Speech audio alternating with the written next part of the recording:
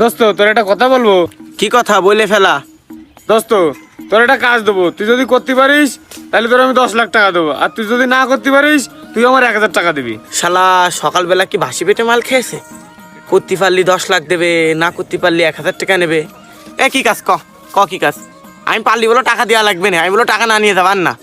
হ্যাঁ টাকা তো আমি অবশ্যই দেবো, তুমি যদি কাজ পারো তাহলে তোমার টাকা আমি দেবো না কেন, কিন্তু তোমার ওই কাজটা এই জায়গায় দাঁড়ায় করতে হবে, আর তোমার টাকাটা আগে জমা দাও।